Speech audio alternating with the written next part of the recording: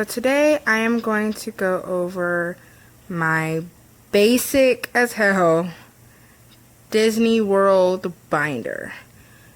If anyone really is serious about trying to go to Disney World and you do not have a lot of money, I seriously advise you putting together a binder because it's really good for actually researching the things that you might actually want to do and putting a price to it so that way you actually have something to save for that's realistic.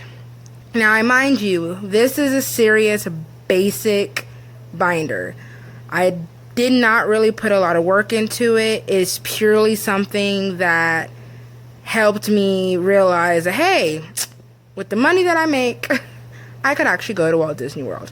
So again, of course, if you put together one, it could be nicer, prettier, fancier, more clean cut. But like I said, this is just a basic Disney World planning binder. Now, of course, I got this lovely binder for free. I actually had one left over from when I went to college. So that's why it is brightly colored and not exactly matching my lovely cover sheet here.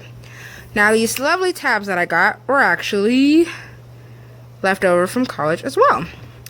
As you can see, I have everything labeled: General, Magic Kingdom, Animal Kingdom, Hollywood Studios, and of course, I couldn't decide if I was going to go to Epcot. I still haven't decided on if I really want to go to Epcot, but that is what the other tab is going to be going for. Now, as you open it, I have this lovely pocket here that I put a lovely little teacup Disney themed clip art on it. This is where I'm going to actually put some of my savings in. One of the things that I've researched that is helpful for saving for someone like me who's clearly on a strict budget, Disney gift cards can actually be used at Walt Disney World. So if you want to sit there and say, $50 per check, I'm going to get a Disney gift card and put it in here to save towards my Walt Disney trip, that is what I'm going to use this for. Every paycheck, I'm going to put $50 worth of gift cards in here until I eventually get a certain amount. I haven't decided on the amount yet. Also, I put a little table of contents here: general, budget planner, flight plans, confirmations, weather, countdown, packing list, vacation overview, planning time, Airbnb/hotel info, because I have yet to decide if I really want to commit to doing a resort stay. I'm probably leaning more towards Airbnbs because you just get so much more for your money, which I'll probably go over eventually in another video. But like I said, first video alert. I found this lovely sheet at witandwander.com. It was a free printable that allows you to have a fun little countdown to Disney Ultimate Movie List where you can watch Disney videos until your trip. So I thought that was fun.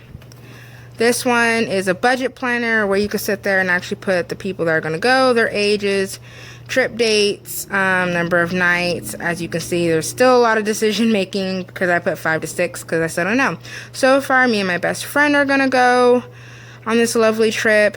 I started adding some research notes here, like for hotel/Airbnb. Which, like I said, I'm leaning more towards Airbnb because it's just more for your money.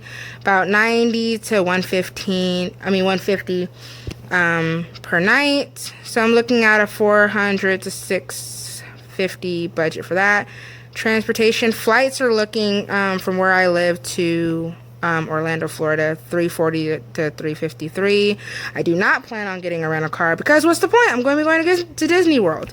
I'm a big fan of their Minnie Mouse themed vans through Lyft, so I will definitely be taking part in that. Honestly, when I travel, I am not a big eater, so I don't even have really much for food in the park budget because what's the point of buying food there if you can bring breakfast and snacks into the park? So I'll probably go grocery shopping a little bit once I get there and putting my groceries in my Airbnb and then just taking snacks per day. Unless I really want to partake in amusement park food. I've been to amusement parks, and I don't care if it's Walt Disney World. I'm just not a big amusement park food either. The lines are long, everyone's being chaotic, and even if like, why would you want to waste your time honestly going to the restaurants when you can just save that for when you leave the park and go to a nice dinner? But then again, this is just me and my opinion. Souvenirs. I only put $150 towards souvenirs because in the past I've bought and like spent loads of money on souvenirs, and then they just sit there. Even if it's a shirt, it just sits there. So I believe in just finding that key souvenir that is memorable to you and going from there. I do plan on going to Universal Studios while I'm out there as well, so that is what this other entertainment is. But that's a good section if you plan on going to other parks or doing other fun activities. You could put that there. I also added Lyft/Uber there because I don't really know. That's just a pure guess of how much, but I do not know how much it costs to Lyft to Walt Disney World. Then again, that depends on where you stay. Like if you do a resort, you don't have to worry about Lyfts and Ubers because you get free transportation to the park. But from the Airbnbs that I've researched so far, a lot of people say from this Airbnb, it's only like a $7 Lyft there. From this Airbnb, it's only like a $20 Lyft there. So this is purely based off of the research I've done from the Airbnbs that I'm interested in. I said that number may be different from you. And then, of course, once I'm done and I actually take the trip, I do plan on putting the actual amounts because my lovely sister would love to go to Walt Disney World as well. So I told her that when I'm done with this, I'm going to give this binder to her so she can plan her trip. Some of the things I did research is the fact that, like I said, you can bring your own snacks. Character meals there can run between $50 to $70 for an adult, which I was like ridiculous. Bottled water there is $4.25, but you can take your own like water bottle, that like a refillable one, and get free water throughout the park. So I'm gonna do that instead of spending $5 per water bottle. And then, like, their ice cream there, even if you want to partake in the lovely dessert, it's like $6 as well. As I said, the pricing in amusement parks is crazy. But I have that. I also have this planning timeline that I got from, I believe, Wits and Wonder as well, where it gives you ideal countdowns for when you should do each and everything. Like I said, if you're planning on going to Walt Disney World, you should really be planning this thing to a T. I also have a weather chart in here because probably the week before I'm going to actually fill this in so that way I have an idea what to expect with a lovely Orlando weather. We have this cute little Days Until Disney sheet as well that I got from Wit and Wonder. I basically committed to the days I want to travel to Walt Disney World and Universal. With this lovely vacation overview, you can actually fill in what you really plan to do each day, so that way, you know, you can also plan your lovely outfits accordingly. Flight plans where you can fill in your arrive at, gates, and if you have a layover or not, where to eat at specific airports, because my bestie does not live out here where I am. She lives in another city, so you know, sometimes she doesn't know what this airport near me actually has. Then you have your lovely packing list, because you can never be too prepared. I have traveled to 3 cities so far, and every time I forget something. Even when I plan like 2 months in advance or 3 months in advance or even a year in advance, I still forget stuff when I'm packing. So hopefully the packing list will help me this time. This one I've actually filled in. Lovely handwriting, as you can see. But this is what things I know for sure I want to do at Disney Springs on the arrival date, because I would love to go here first instead of trying to go here last or any other day, to just go ahead and knock it out and do all this fun stuff right when we get there.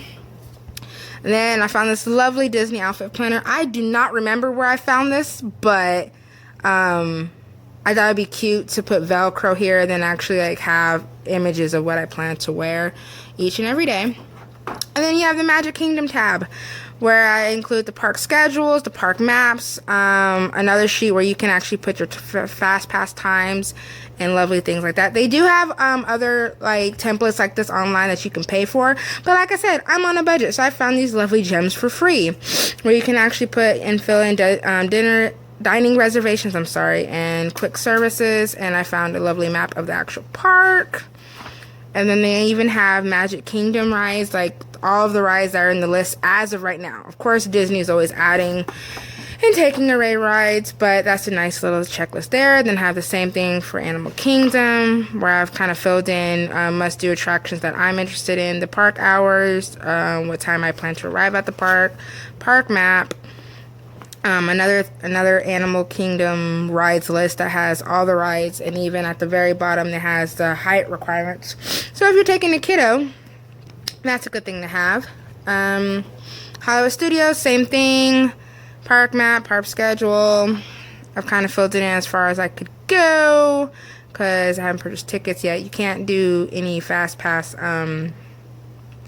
reservations until 30 days if you're going to be off the resort. If you are going to stay at the resort, you get 60 days. I believe it's 60 days where you can start scheduling your fast passes, and then 180 days for your dining reservations. And then there's the park map that I found.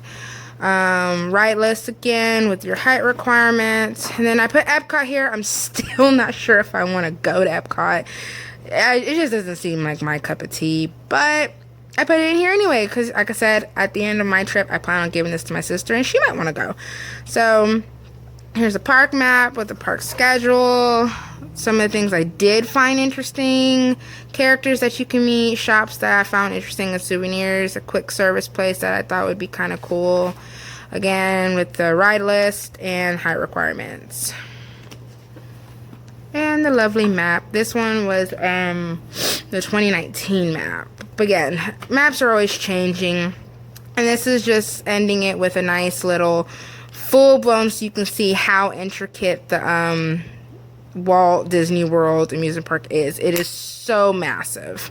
And then I also have like a little sleeve here where I plan to put actual park maps. Because again, like I said, I plan on giving this lovely binder to my sister. Again, I just wanted to go through this to show you guys what a basic, like purely basic travel binder looks like. Now, I've seen like amazing ones on YouTube where they're organized to the T. That includes like a lot more details than mine, but I'm on a budget. I do not have loads of money and I do not have loads of time. This is purely just someone who really wants to go to Walt Disney World, who's living on a budget, trying to make things work, and trying to stay as organized as possible so that way the trip does not sneak up on me. At least I have all of my ducks basically in a row, ready to go. So when it's time for me to start booking flights and Airbnbs and all that fun stuff, I at least have somewhere to put the information, so I'm not just like going bananas trying to keep this all in my email, because realistically, who checks emails nowadays? But I hope you guys liked my very first video ever, and I hope you get some information out of it. Again, I hope you check out more of my videos whenever I get the lovely time to do so. Yeah, thank you for watching.